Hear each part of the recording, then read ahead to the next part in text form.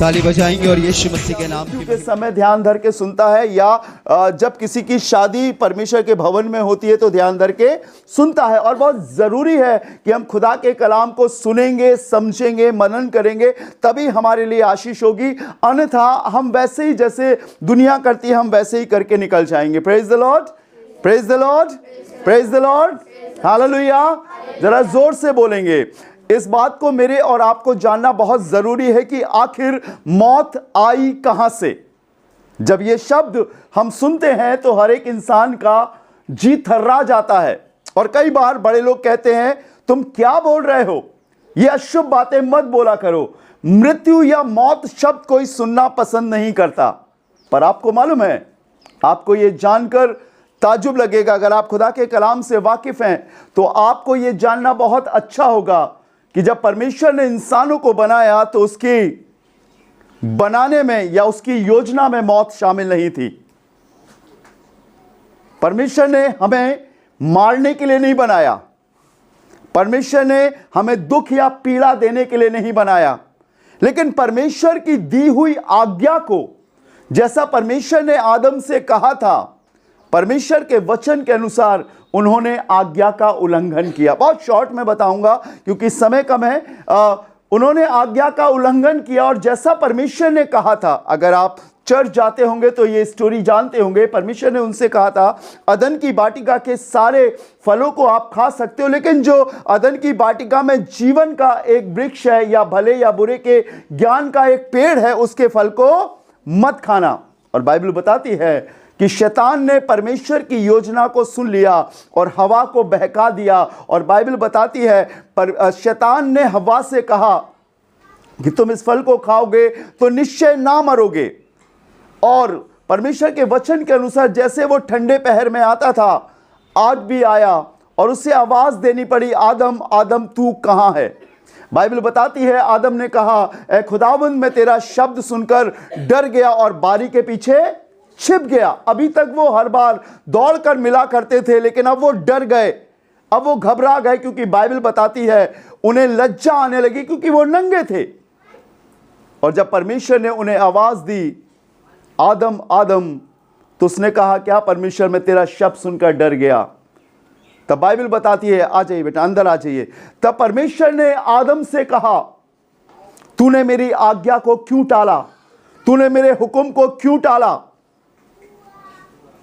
आप में से कोई मुझे एक जवाब देगा, थोड़ा मेरी तरफ देखिए, सिर झुकाकर मत बैठिए, मेरी तरफ देखिए। मेरे चर्च के लोग, मेरे सारे बच्चे मेरी तरफ देखते हैं ताकि मैं आपसे आई कांटेक्ट में बात कर सकूं। Praise the Lord. ध्यान इधर उधर ना जाने पाए। मुझे एक बात बताइए, जब परमेश्वर आदम के फल खाने के बाद भी वहां पर आया, क्या परमेश्वर को नहीं मालूम था कि आदम ने फल खा लिया? बताइए, फिर क्यों आया? ताकि वो अपने गुनाहों की माफी मांग सके। वो इस वजह से आया क्योंकि वो इस आशा में था कि उससे गलती हो गई, उससे गुनाह हो गया, उससे पाप हो गया। शायद आदम ये कह दे कि प्रभु मुझसे गलती हो गई, मुझे माफ कर दे। पर उसने माफी नहीं मांगी, उसने अपने पापों को छिपाया और उसने कहा जो स्त्री तूने दी थी उसने मुझे खिलाया। और स्त्री ने कहा वो सांप, वो शैतान ने मुझे फल खिलाया। तब परमेश्वर ने उन्हें श्राप दिए। और मालूम है 3 श्राप के विषय में तो आप भली भांति जानते हो।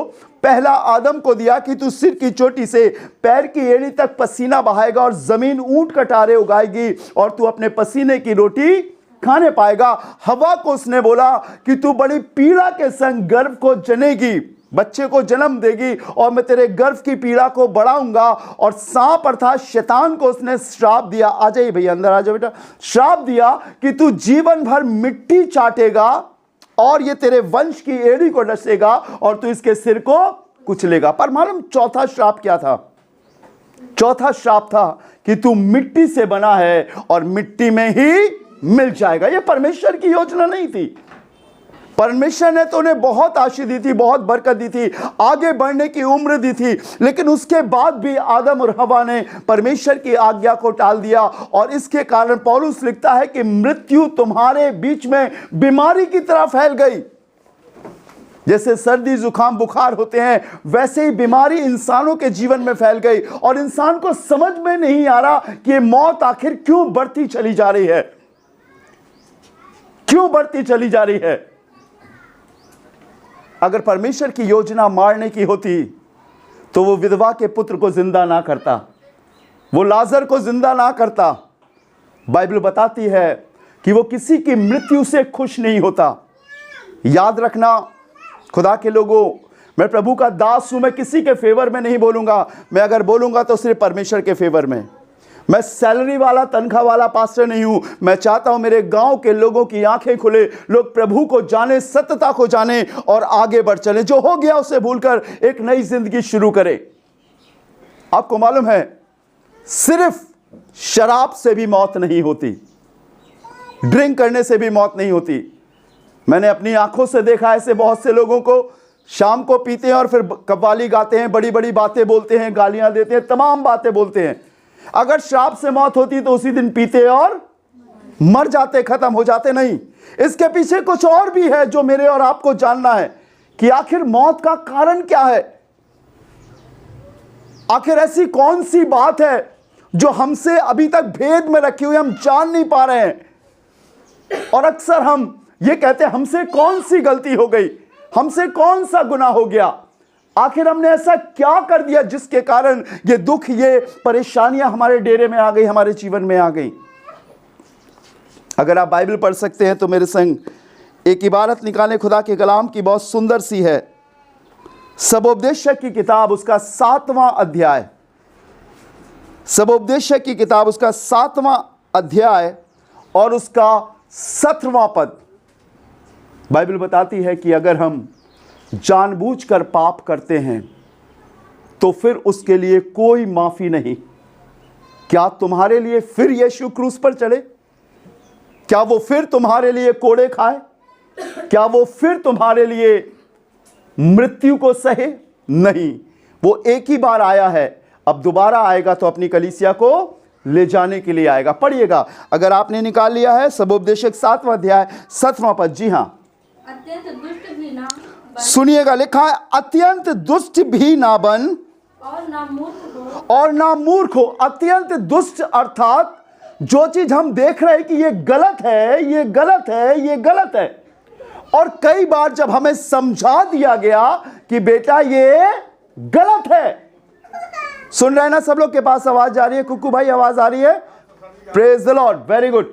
अगर हमें यह बात मालूम हो गई भली भांति कि ये हमें बताया गया है कि बेटा ये गलत है, ये ठीक चीज नहीं है, और हम उस बात को अनसुना करके, अनदेखा करके, अपने मन को मार के या भूल के हम उस काम को करते हैं, तो हम क्या कहलाते हैं? दुष्ट। अरे यार तुम बड़े दुष्ट हो, कितनी बार तुम्हें बताया गया, समझाया गया, लेकिन तुम बार बार वही काम करते हो। अब क्या लिखा है प्रभु के वचन में? अत्यंत, जोर से बोलिए ना, अत्यंत दुष्ट भी ना बन। छोटा दुष्ट, बड़ा दुष्ट, महादुष्ट, तरह तरह के दुष्टों की कैटेगरी है। कई तो सामने नहीं करते, कोई छिपके करते, कोई कहते अब कोई भी देख ले हम तो करते रहेंगे, कोई फर्क नहीं पड़ता।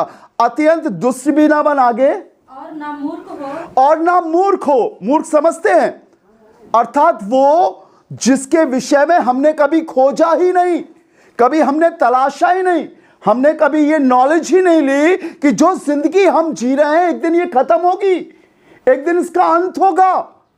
एक दिन जिसने जिंदगी दी है वो हिसाब किताब लेगा। भैया ठीक है, खाओ पियो मस्त रहो, कौन जानता कल के विषय में। पर बाइबल एक एक चीज बताती है।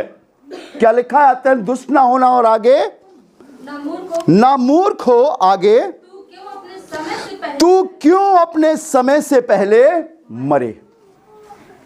दुष्टता और मूर्खता भी मनुष्य की, बैठ जा बेटा, मनुष्य की, बैठ जा जल्दी बैठो, मनुष्य की मृत्यु का कारण है।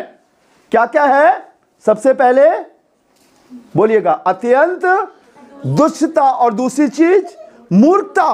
परमेश्वर मूर्खों से खुश नहीं होता।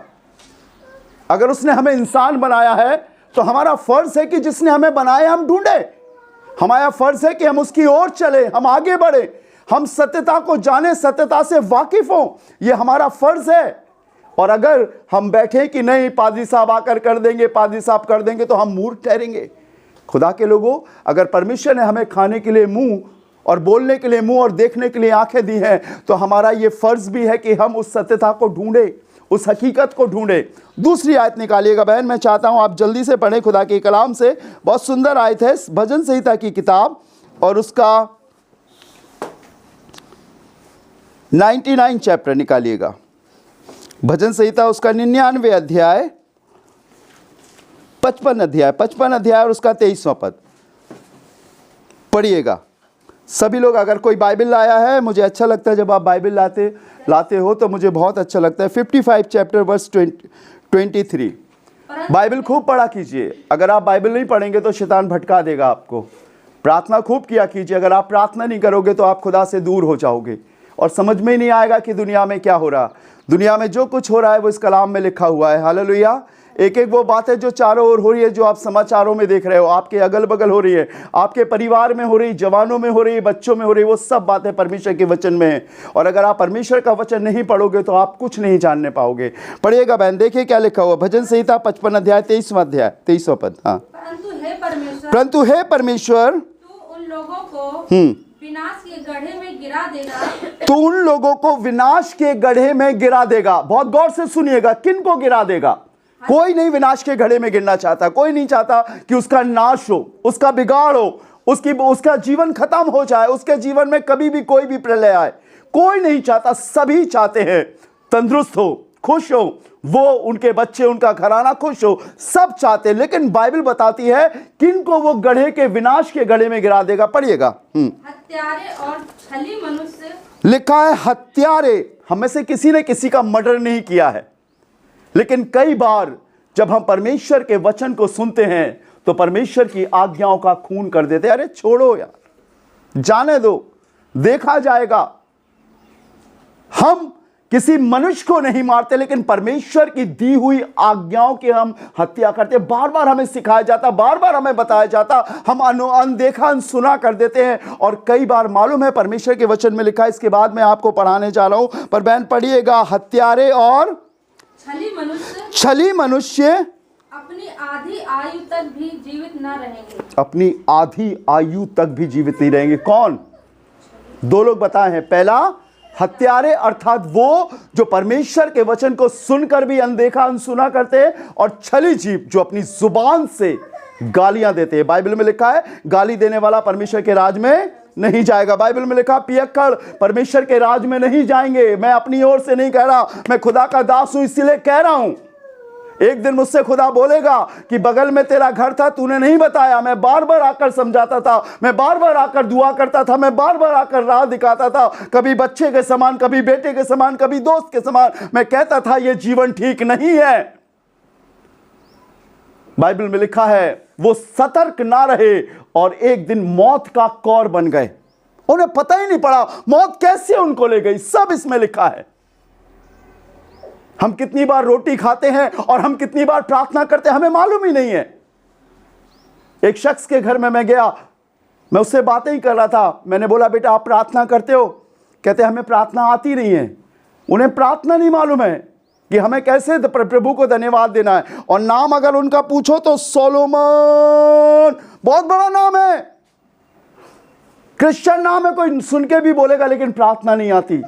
मृत्यु का कारण, आधे समय की मृत्यु का कारण क्या है? छली जीव, श्रापित बातें बोलने वाली, गाली देने वाली, बुराई करने वाली, मजाक बनाने वाली, परमेश्वर की बातों को सुनकर अनहोना अनदेखा करने वाली, वो जीव जिनकी जुबान पर संसार। बाइबल में लिखा है पिक्चर के गाने सुनने वाले परमेश्वर के राज में वारिस नहीं होंगे। मैं अपनी ओर से नहीं कह रहा, और पिक्चर देखने वाले भी।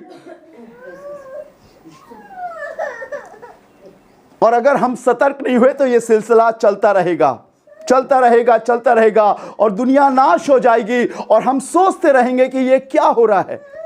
परमेश्वर ने हमें दंड देने के लिए नहीं बनाया खुदा के लोगों। परमेश्वर ने हमें मारने के लिए, पीड़ा देने के लिए नहीं बनाया। बाइबल में लिखा है एक दिन यहोशू ने कहा कि देखो मैं तुम्हारे सामने जीवन और मृत्यु दोनों रखता हूं, तुम्हें जो चुनना है वो चुन लो।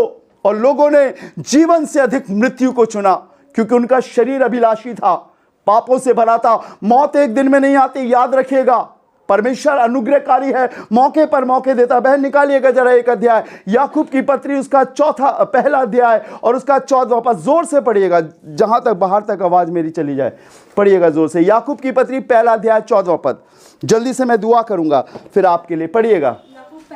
पहला अध्याय 14वां पद 14। परंतु प्रत्येक व्यक्ति, हाँ सभी लोग सुनिएगा, थोड़ा जोर से पढ़े। परंतु प्रत्येक व्यक्ति सब लोग सुन रहे हैं ना? अपनी अभिलाषा में खींचकर, परंतु प्रत्येक व्यक्ति अपनी ही अभिलाषा, मैं किसी को खींच नहीं सकता। याद रखिएगा, अगर मेरे मन में यह इच्छा हुई कि यह चीज मुझे चाहिए, यह चीज मुझे चाहिए, यह चीज मुझे चाहिए, तो दुनिया की कोई ताकत मुझे उस चीज को हासिल करने से नहीं रोक सकती, चाहे मैं कैसे भी लूं। लिखा है बाइबल में, प्रत्येक मनुष्य अपनी ही अभिलाषा में, हम सबके पास इच्छा है, अच्छा खाना, अच्छा पीना, अच्छा रहना, अच्छे तरीके से, बुरे तरीके से, हम सब अपने जिस्म के अपनी इच्छाओं के मालिक है। और बाइबल बताती है प्रत्येक मनुष्य अपनी ही अभिलाषा से खींचकर आगे और फंसकर, पहले अभिलाषा खींचती है, ये चीज ले ले यार, ले ले, एक ही तो सुट्टा है, एक ही तो चीज है, कौन देख रहा है? अंदर गई रम तब निकली, जोर से बोलिए, धीरे धीरे मन में बोल रहे हैं, हाँ ठीक है ना, समझ रहे ना? थोड़ा सा अपनी अभिलाषा में खींचकर, फंसकर, फिर आगे परीक्षा, फिर आता है सेकेंड थर्ड डिजीज, परीक्षा। एक बार हो गया, दो बार हो गया, तीन बार हो गया, अरे क्या हुआ, आदत में आ गया, फिर स्वभाव में आ गया, परीक्षा में पढ़ता है। अब आगे पढ़िए, फिर अभिलाषा गर्भवती होकर, आप पढ़िए, नहीं तो वो बोलेगी कि मैंने स्वीटी को सिखा दिया। आप पढ़िए, देखिए क्या लिखा है जी, जोर से पढ़िए। 14वां पद, फर्स्ट चैप्टर, चैप्टर 14, जोर से पढ़िए। पर धीरज को, याकूब की पत्री पहला अध्याय 14वां पद, पहला अध्याय तो है और 14वां पद, जी 14 वर्स, 14वां 14:14। परंतु प्रत्येक व्यक्ति हाँ अपनी ही अभिलाषा से खींचकर और फंसकर परीक्षा में पड़ता है, परीक्षा में पड़ता, आगे फिर अभिलाषा गर्भवती होकर, अब रुक नहीं गया, अब वो अभिलाषा जो हमारे अंदर है वो गर्भवती होती है। जब कोई गर्भवती होती है तो कोई ना किसी चीज को जन्म दिया जाता है ना, ठीक है ना? जब स्त्री गर्भवती होती है तो बच्चे को जन्म देती है, गैया गर्भवती होती है तो बछड़े बछिया को जन्म देती है, और बकरी होती तो बकरे को जन्म देती है, बकरी को जन्म देती है। अब सुनिए, अब यहां पर अभिलाषा गर्भवती होती है तो पाप को जन्म देती, अब आया पाप, फोर्थ स्टेज पे पाप आया। ये मत सोचिए कि पाप एकदम से आता, प्रभु मौके देता है, बहुत मौके देता है। अगर मैं किसी की जिंदगी के विषय में बात करूं तो इतने मौके जितना परमेश्वर देता है, दुनिया का कोई शख्स इतने मौके नहीं देता, बार बार मौके देता। मेरा बेटा, मेरी बेटी, मेरे लोग, संभल जाओ। लेकिन वो धीरे धीरे उन्हीं अभिलाषा में, उन्हीं आदतों में पड़ते रहते। कैंसर से एक दिन में इंसान नहीं मरता, कैंसर के भी कम से कम 4 स्टेजेस होते हैं, और कैंसर पाप के समान होता है। पहले स्टेज में हम अनदेखा कर देते हैं, दूसरी स्टेज में हमें पता ही नहीं चलता, तीसरी स्टेज में जब हम चक्कर आने लगते हैं और डॉक्टर के पास जाते हैं, तब डॉक्टर हमारी उस चीज को लेकर एग्जामिन के लिए भेजता है, और जब रिपोर्ट आती है तो कहते हैं अब तुम 3rd स्टेज पर पहुंच गए हो या 4th स्टेज पर पहुंच गए हो। वैसे ही पाप है, वैसी अभिलाषाएं स्टार्टिंग में मालूम ही नहीं चलता कि ये किस ओर लेकर जा रही है, अरे अच्छा तो लग रहा है गाना सुनना, अरे अच्छा लग रहा है डांस करना, अरे अच्छा लग रहा है इसके घर जाके उसकी बुराई करना, इसको छेड़ना, उसको छेड़ना, बड़ा अच्छा लगता है स्टार्टिंग में। कौन देख रहा है? ये अभिलाषाएं बढ़ती जाती है धीरे धीरे, और जब अभिलाषाएं गर्भवती होती है तो किसको? पाप को जन्म देती है। अब पाप, बाइबल बताती है सबने पाप किया और परमेश्वर की महिमा से रहित हैं। कहानी यही नहीं रुकती है। अब पढ़िएगा बहन, आगे क्या लिखा है। हाँ, पाप जब बढ़ जाता है, और पाप जब, सभी लोग बोलेंगे पाप जब बढ़ जाता है, जोर से बोलिए, पाप जब बढ़ता है। पाप इतना नहीं रहता, स्टेप बाय स्टेप पाप बढ़ता है। हमें जानना है, हमें यही तो, इसीलिए तो खुदा का घर होता है, इसीलिए तो परमेश्वर का वचन होता है, इसलिए तो प्रभु के दास होते कि हमें सतर्क करे कि कहीं हमारा पाप बढ़ तो नहीं रहा है। पाप धीरे धीरे बढ़ रहा है, और क्या होता है बहन, पढ़िएगा, जब पाप बढ़ जाता है तो मृत्यु को उत्पन्न करता है, लास्ट में है मौत। उसके पीछे बहुत कहानी हो गई है। मौत एक दिन में नहीं आती, मैंने आपको बताया, प्रभु ने हमें मारने के लिए नहीं बनाया। बाइबल में लिखा, समझाने वाले की डांट जीवन का रास्ता है। अगर कोई आपके पास समझाने वाला, सिखाने वाला, आप सौभाग्यशाली हो। ध्यान दो उसे, उन बातों पर ध्यान दो, कहीं हम गलत तो नहीं चल रहे, कहीं हमसे कोई भूल तो नहीं हो गई है, कहीं हमने किसी बात को अनदेखा अनसुना तो नहीं कर दिया है। और बाइबल बताती है जब पाप बढ़ जाता है तो मृत्यु को उत्पन्न करता है, तब मौत आती है।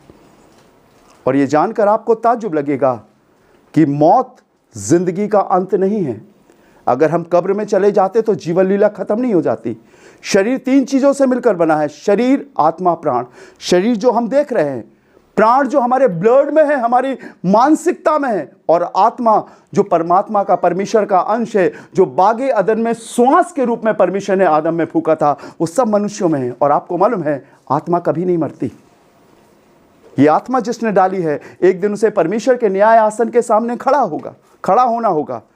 पौलुस ने लिखा, एक बार मनुष्य का मरना और उसके बाद न्याय का होना नियुक्त है। न्याय किन चीजों का होगा? जो जीवन हमने इस दुनिया में काटा है, जैसा हमने किया है, उन सब का हिसाब किताब होगा। चाहे हमारी क्षमा हो गई तब भी हमारा न्याय होगा, और अगर हमारी क्षमा नहीं हुई है तब भी हमारा न्याय होगा। और यह नहीं कि न्याय हो जाए, न्याय के बाद हमें प्रतिफल मिलेगा, स्वर्ग या नरक, हमें नहीं मालूम है। मैं आपको बताना चाहता हूं, खुदा के कलाम के आधार पर, स्वर्ग जमीन से शुरू होता है और नरक भी जमीन से शुरू होता है। एक व्यभिचारी से, एक गाली देने वाले से, एक बदमाश से, एक चोर से, एक हत्यार से पूछो कहां जाओगे, तो कहेगा भैया हम तो मर के नरक में जाएंगे। लेकिन एक धर्मी पुरुष से पूछो जो खुदा की आज्ञाओं के अनुसार, परमेश्वर के वचन के अनुसार जीता है, तो इंतजार कर रहा है, यीशु जब तू आएगा तो मैं तेरे साथ जाऊंगा। पौलुस ने लिखा, जीना मेरे लिए मसीह और मर जाना मेरे लिए लाभ है। मैं उस स्थान में पहुंचूंगा जो मेरे खुदा ने मेरे लिए तैयार किया। मैं कब्र में नहीं रहूंगा, लेकिन उस उम्दा स्थान में जाऊंगा जो मेरे प्रभु ने मेरे लिए रखा है। क्या आपने सुना है उन 2 लोगों के विषय में? एक धनवान था और एक लाजर नाम शख्स उसकी देवड़ी पर छोड़ दिया जाता था। लूका उसके 19वें अध्याय के 16वें पद से लिखा है, और लिखा है उसकी धनवान की मेज से जो चूर चार गिरते थे उसे वो लाजर खाता था, और लिखा वो घाव से भरा था और उसके घाव को कुत्ते चाटते थे। एक दिन वो मर गया, और बहुत अच्छे लफ्जों में लिखा है, फरिश्तों ने उसे ले जाकर इब्राहिम की गोद में बैठा दिया।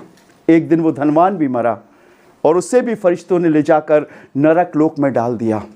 जब उसने नरक लोक से अपनी आंखें उठाकर देखी तो क्या देखता है कि मेरी मेज के नीचे जो बैठा रहता था आदमी लाजर, वो इब्राहिम की गोद में आलीशान जगह में स्वर्ग में है, और मैं यहां पीड़ा में तड़प रहा हूं। तब वो कहने लगा, हे पिता इब्राहिम, लाजर को भेज दे ताकि वो अपनी उंगली का एक सिरा पानी में डुबोकर मेरी जीभ को ठंडा करे, क्योंकि यहां मैं मर रहा हूं। तब इब्राहिम ने कहा, हे पुत्र, अब यह संभव नहीं, क्योंकि तुम्हारे और हमारे बीच में एक गड्ढा है। तूने अपने जीवन काल में बहुत सुख लिए, आनंद किया, सुख विलास से तूने अपनी जिंदगी जी, लेकिन मेरे दास ने कुछ भी नहीं लिया। आज वो मेरे साथ एक सुख की जगह पर है और तू वहां पर पीड़ा में है। वो कहने लगा, हे पिता इब्राहिम, मेरे 5 और भाई हैं, यहां से किसी को भेज दे कि वो जाकर उनको सुसमाचार सुनाए। कहीं ऐसा ना हो कि वो भी गंदे काम करके सुख विलास में जिंदगी जीकर मेरे समान यहां नरक में तड़पें। उसने कहा, उनके पास मूसा और व्यवस्थापकों की किताब है, जब वो उनकी नहीं सुनते तो अगर कोई मरकर जी उठे तो उसकी क्यों कर सुनेंगे। अंत है, हर चीज का अंत है, और वही हमारे जीवन को दिखाता है। हमें अपनी आंखों को खोलना पड़ेगा, हमें सतर्क होना पड़ेगा। प्रियो, हमारे भाई गब्बर इस दुनिया में नहीं है, हम सब उन्हें प्यार करते थे, चाहे वो कुछ भी करे, कैसा भी जीवन जिए, लेकिन प्रभु के दास होने के नाते मैं उससे मिलता था हमेशा मेरे घर के सबसे पास में। क्योंकि जब मैं उठता था तो अगर किसी की आवाज़ पहले सुनता था, खुदा से पहले भी, तो मैं गब्बर की सुनता था। इतनी ज़ोर से उसकी बोलने की आदत थी, और 1-2 दोस्त तो उसके आते थे, वो सुबह से ही आ जाते थे, और फिर आप जानते हो कितने सुनहले पद बोलते हैं। मैं सुनता था, लेकिन मैं फिर भी अपने मन को मार कर आता था, उसे समझाता था, बोलता था। उसने कभी मुझे पलटकर आज तक जवाब नहीं दिया, लेकिन मैं ये बात भी कहूँगा कि उसने आज तक कभी मेरी बात भी नहीं मानी। मैं उससे, उसके बच्चों से, उसकी पत्नी से, वरन इस घर से, अम्मा के समय से बहुत प्यार करता हूँ, क्योंकि मेरी जब ये बेटी बहुत छोटी थी तो इसी घर की वो बुजुर्ग महिला मेरी बेटी की मालिश करने के लिए आती थी और अपनी बेटी की तरह उसकी सेवा करती थी। सो मैं इस घर से बहुत प्यार करता हूँ। मैं बताता था, लेकिन मैं इतना जानता था कि वो समझदार है, हर बातों को समझता है। और ये सब इसलिए हो गया था क्योंकि जहाँ पर सोचने की शक्ति होती है वो सुन हो जाती है। सिर्फ इस आयत को पढ़कर मैं आपके लिए दुआ करूँगा। अगर आप पढ़ सकती है बहन तो मेरे लिए पढ़े। इफिशियंस चैप्टर 4 वर्स 19, इफिसियों की पत्री 4 अध्याय, स्वीटी आप भी पढ़ सकते हो, उसका 19वां पद। सिर्फ इस आयत को पढ़कर मैं आपके लिए दुआ करूँगा, क्योंकि इस आराधना के बाद मुझे झांसी होम्स जे अकेडमी के उधर शिवपुरी के उधर जाना है। एक फैमिली में दुष्ट आत्मा आ गई है और वो बहुत परेशान है। कैथलिक फैमिली है, चर्च जाते हैं, सेंट जूड जाते हैं, लेकिन बहुत समय से इस दुष्ट आत्मा उन्हें परेशान करे। घर के लोग खून की उल्टियाँ कर रहे हैं, तड़प रहे, जादू टोना करने वाले आ गए, लाखों रुपए बर्बाद कर दिए। मेरे पास कल प्रेयर रिक्वेस्ट आई, मैं अभी जाऊँगा इस आराधना के बाद अपनी फैमिली के संग उनके लिए दुआ करना। मुझे विश्वास है प्रभु ने छुड़ाएगा। सुनिएगा इस आयत को जी। इफिशियंस चैप्टर 4 वर्स 19, 4 अध्याय 19वां पद इफिसियों का जी। और वे सुन होकर लुचपन में लग गए। लिखा है और वे सुन होकर। यू नो व्हाई सुन किसे कहते हैं? सेंसलेस। सुन उसे कहते हैं जिस पर कोई असर नहीं होता। जानते ना क्या लिखा है? और वो सुन होकर किस में लग गए? लुचपन में लग गए। आगे कि सब प्रकार के गंदे काम, कि सब प्रकार के गंदे काम लालसा से किया करें। सुन हो गए, कोई असर ही नहीं होता। वो गया था, आज ये चला गया, परसों वो जाएगा, कुछ तैयारी कर रहे, सुन हो गए। कुछ मालूम नहीं कि इस जिंदगी का क्या मोल है। प्रभु ने अपनी शक्ल हमें दी है। आपको मालूम है, जब उसने पेड़ों को देखा तो चिड़ियों को बनाया, जब उसने आकाश को देखा तो चांद तारों को बनाया, जब उसने समुंदर को देखा तो मछलियों को बनाया। पर मालूम है आपको, जब उसने अपने आप को देखा तो मुझे और आपको बनाया, और जब उसने आदम को देखा तो उसने हवा को बनाया। हमें मालूम ही नहीं है कि हम किसका अंश है, किसने हमें बनाया, हमें कैसे जीना है। छोटी छोटी बातों में, थोड़ी थोड़ी चीजों में हम परमेश्वर से दूर हो जाते हैं। परमेश्वर की सबसे खूबसूरत संरचना मैं और आप हैं। 5 दिन तक उसने सारे कायनात की सृष्टि करी, लेकिन 6वें दिन उसने इंसान को बनाया। और मालूम है 5 दिन तक वो बोलता रहा अच्छा है, अच्छा है, अच्छा है। लेकिन 6वें दिन जब उसने इंसानों को बनाया तब मालूम उसने क्या कहा? बहुत अच्छा है। और बाइबल बताती है वो सुन होकर लुचपन में लग गए। पहली बार में इंसान जब पाप करता है, झूठ बोलता है, गाली देता है तो उसे बुरा लगता है, लेकिन धीरे धीरे धीरे धीरे धीरे धीरे उसकी आदत बन जाती है। उसे नहीं मालूम है कि वो पाप उसके अंदर बढ़ता जा रहा है, बढ़ता जा रहा है। और जैसा भी पढ़ा कि जब पाप बढ़ जाता है तो मृत्यु को उत्पन्न करता है। कोई किसी की मृत्यु का कारण नहीं होता, याद रखिएगा। मनुष्य अपनी ही अभिलाषा में पड़ता।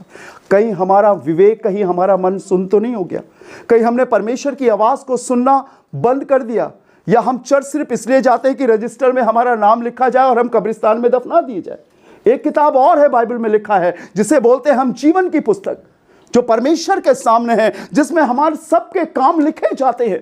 एक एक बात जो हमने गुप्त में करी है, छुप कर करी है, सामने करी है, सब तमाम बातें लिखी जाती है। और बाइबल बताती है प्रत्येक बातों का न्याय होगा। सुनना चाहते हैं? मैं नहीं बोलता, बाइबल बोलती है। बहन पढ़िएगा रेवोल्यूशन चैप्टर 20। मेरे पास कुछ नहीं लिखा है, जैसा परमेश्वर मुझे दे रहा है मैं आपसे बात कर रहा हूं। रेवोल्यूशन चैप्टर 20 वर्स 12 पढ़िएगा। प्रकाशित वाक्य उसका 20वां अध्याय उसका 12वां पद पढ़िए। देखिए क्या लिखा हुआ है, जल्दी से पढ़िए फटाफट। मैंने छोटे बड़े, सुनिएगा, फिर मैंने छोटे बड़े सब मरे हुओं को सिंहासन के सामने खड़े देखा, उस न्याय आसन के सामने खड़े देखा, और पुस्तकें खोली गई। मेरी भी खोली गई, आपकी भी खोली गई। दुनिया का कोई शख्स नहीं कह सकता कि मेरा जीवन गुप्त है, कोई नहीं जाता। परमेश्वर लिख रहा है, फरिश्ते लिख रहे हैं, बैठे हुए हैं, वो लिख रहे हैं। आप सोच रहे हो, वो लिख रहे हैं। आप अच्छा काम कर रहे हैं, वो लिख रहे हैं। आप झूठ बोल रहे हैं, वो लिख रहे हैं। एक एक घंटा, एक एक मिनट बाइबल में लिखा है न्याय के समय मनुष्य का विवेक खोल दिया जाएगा, ताकि वो अपने जीवन काल की सारी गुप्त बातों को अपने सामने देख सके, जो हमने छिप कर की है या हमने सामने किया है। पुस्तकें खोली गई। आगे, और फिर एक और पुस्तक खोली गई, और फिर एक और पुस्तक खोली गई, अर्थात जीवन की पुस्तक। जीवन की पुस्तक। अब जीवन की पुस्तक, सबकी एक एक किताब और उसके बाद एक मेन किताब जीवन की पुस्तक। जीवन की पुस्तक मालूम किसके लिए? जिन्होंने अपने जीवन को प्रभु को दिया है, परमेश्वर के वचन के अनुसार चलते हैं, अनर्थ अभिलाषाओं में, गंदे कामों से अलग अपने आप को बचाकर एक पवित्र जीवन जी रहे हैं। पवित्र जीवन ये नहीं कि हम हर संडे चर्च जाए, पवित्र जीवन ये है कि जो हम सुने उसे अपने जीवन में लागू करें। पवित्र जीवन ये है कि हम अपने जीवन में सबसे पहला स्थान प्रभु को दें। बाइबल में लिखा, तू अपने मुंह के द्वारा दोषी और अपने मुंह के द्वारा निर्दोष ठहरेगा। अगर हम अपशब्द बोलने वाले, गाली देने वाले, झूठ बोलने वाले, तो हम स्वर्ग नहीं जाएंगे, क्योंकि बाइबल में इसी में लिखा हुआ है कि सारे झूठों का फल उस धधकती हुई झील में मिलेगा, आग में मिलेगा। वो लिखा जा रहा है। देखें, अगर आज आपको पिंच हो रहा है जो मैं आपसे बोल रहा हूं, तो आप इतना बोल सकते, प्रभु मुझे माफ कर और अपने वचन के अनुसार मुझे बना। प्रभु मैं अनन्यास मरना नहीं चाहता, मैं नरक में नहीं जाना चाहता, प्रभु मैं तेरे संग जाना चाहता हूं। आइए अपनी आंखों को बंद करेंगे, दुआ करेंगे। Thank you Jesus, hallelujah. धन्यवाद प्रभु, तेरा धन्यवाद हो। राजाओं के राजा, प्रभुओं के प्रभु, आज की शाम तेरा धन्यवाद देता हूं प्रभु। यहाँ बैठे प्रभु तेरे लोगों के लिए, तेरी बेटी, तेरे बेटों के लिए खुदावन, अपने भाइयों के लिए, अपनी बहनों के लिए, हर एक शख्स के लिए प्रभु जो यहाँ पर है, मैं हृदय से धन्यवाद देता हूँ। प्रार्थना करता हूँ प्रभु, अपनी आशीष दे प्रभु। जैसा आपने मुझे दिया खुदा, मैंने इन्हें परोसा है तेरा वचन प्रभु। मैं नहीं चाहता खुदा एक भी नाश हो, मैं कभी नहीं चाहता प्रभु किसी के जीवन में भी ये दुख की बेला आए प्रभु। अपने वचन के अनुसार इन्हें शुद्ध कर, पवित्र कर प्रभु, और अपने योग्य बना खुदावन। मैं चाहता हूँ इस घर पर तेरा आशीष का हाथ हो प्रभु। जो दो बेटे हैं खुदावन, उनकी पत्नी है प्रभु, हिम्मत और बल दे प्रभु इन्हें सच्चाई के रास्ते पर चलने के लिए। जो काम पहले होते रहे प्रभु, ये उन्हें छोड़कर, भूलकर एक अच्छी रास्ते पर चले प्रभु। तेरे वचन में लिखा है कि जंगल के शेर तो भूखे रह सकते हैं, लेकिन यहोवा के खोजियों को कभी किसी भली वस्तु की घटी नहीं होगी प्रभु। इनकी ज़रूरतों को पूरा करना, अनर्थ काम से इनके मन को फिराना प्रभु जी, सच्चाई पर आगे बढ़ना प्रभु, कि आगे को कभी भविष्य में ऐसा दिन इन्हें देखना ना पड़े। मैं चाहता हूं तेरा जीवन इस घर में प्रवेश कर जाए प्रभु। और इस दुख की बेला में जब प्रभु हम कंडोलेंस मीटिंग कर रहे हैं, एक याददाश्त की मीटिंग कर रहे हैं प्रभु, हम चाहते हैं यीशु मसीह नासरी के नाम से तेरा जीवन भी यहाँ आ सके। एक सत्य राह पर चलने की हिम्मत दे प्रभु। हम क्या कहें प्रभु, आप बेहतर जानते हैं खुदावन। रहम कर प्रभु, रहम कर, मेरे गांव पर रहम कर, मेरे लोगों पर रहम कर, मेरे जवानों पर रहम कर प्रभु जी। मन में ऐसी बातों को डाल प्रभु कि अनर्थ राह से फिरकर एक सच्चाई की राह पर चल सके प्रभु। तू तो दया का सागर है, माफ करने के लिए तैयार है प्रभु। जो कुछ हो गया है उन्हें माफ कर प्रभु, एक जीवन देने प्रभु, तेरा जीवन इनके संग चलने पाए। मैं प्रार्थना करता हूं प्रभु, इनके घर, इनके कारोबार, इनके बच्चों पर, इनकी मेहनत पर, जो ये काम कर रहे छोटा मोटा, जिससे ये अपने जीवन को चला रहे हैं प्रभु, आशीषित कर प्रभु। प्रार्थना करता हूं प्रभु, अब ऐसा दुख किसी परिवार में ना आने पाए कि हम किसी जवान को खोएं प्रभु जी। पर मैं चाहता हूं खुदावन, ये तेरे वचन के अनुसार अपने आप को तैयार करे, मजबूत करे, कि जिस दिन तू आए प्रभु, तो ये तेरे संग उस अब्दी मिरास में, उस स्वर्गीय राज में दाखिल हो सके प्रभु। आशीषित करना प्रभु। इनके नादान बच्चे हैं प्रभु, छोटी छोटी बेटियां हैं खुदावन, बड़ी आशाओं के संग प्रभु ये आगे बढ़ रहे हैं खुदा। हर बुरे रास्ते से इनकी रक्षा करना प्रभु। प्रार्थना का जीवन, वचन पढ़ने का जीवन, तुझसे प्यार करने का जीवन इन्हें देना प्रभु। खुदा बाप, खुदा बेटे और खुदा पाक रूह के नाम से प्रभु, मैं इनकी तसल्ली आपसे मांगता हूँ और चाहता हूँ प्रभु तेरी तसल्ली इनके जीवन में बनी रह सके। मैं सब कुछ आपके हाथों में सौंपता हूँ। सारा आदर, सारी महिमा आपको देते हैं और खुदावंद यीशु मसीह के नाम से मांगते हैं, आमीन।